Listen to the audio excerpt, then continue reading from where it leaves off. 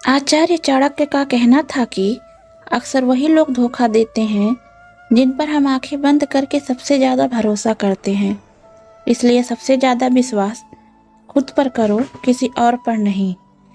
दूसरा, अपने परिजनों की बुराई कभी किसी के सामने ना करें। आज जो व्यक्ति आपकी बातों को बहुत खामोशी से सुन रहा है, वो भविष्य में पलटकर आपको आपकी बुराई गिनाने में नहीं झिझकेगा। तीसरा, धन के मामले में किसी की नीयत का भरोसा नहीं होता। कभी भी किसी का भी ईमान डोल सकता है, इसलिए धन की बातें खुद तक ही सीमित रखिए। चौथा, यदि आप किसी से प्रेम करते हैं तो अपने प्रेम संबंधों की चर्चा दूसरों से ना करें। इससे भविष्य में आपके लिए परेशानी खड़ी हो सकती है। पाँचवां, आपको अपने दुख को किसी से कहना नहीं चाहिए। इसे स्वयं तक रखने में ही भलाई है। आपकी बात सुनने वाला व्यक्ति आपके सामने तो सहानुभूति दिखाता है, लेकिन आपके पास से जाने के बाद उपहास करता है। छठवां, पुरुष को चाहिए कि वह अपनी पत्नी के अवगुण को किसी से ना बांटे।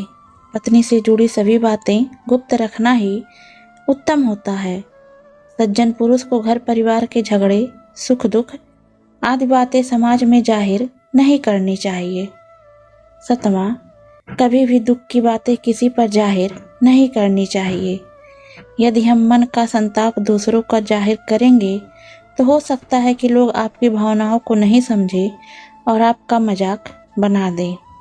आठवां, कभी भी अपने घर की कमियां किसी बाहरी व्यक्ति के सामने व्यक्त नहीं करनी चाहिए। अगर आपके घर की कमियां दुश्मन को पता चल जाए तो वह इसका गलत फायदा उठाने में देर नहीं करेगा।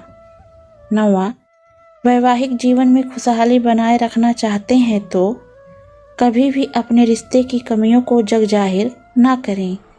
पति पत्नी के रिश्ते की बातें किसी तीसरे तक नहीं पहुंचनी चाहिए। 10वां, अपने गुरु द्वारा दिए गए मंत्र को गुप्त रखना चाहिए। गुरु मंत्र तब ही सिद्ध होते हैं जब इन्हें दूसरों से छिपा कर रखा जाए।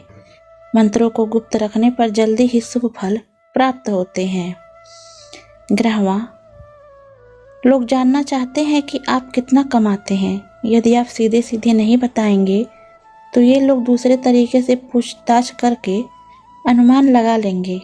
हालांकि आप अपने धन को जितना हो सके गोपनीय रखेंगे तो आपके लिए अच्छा होगा।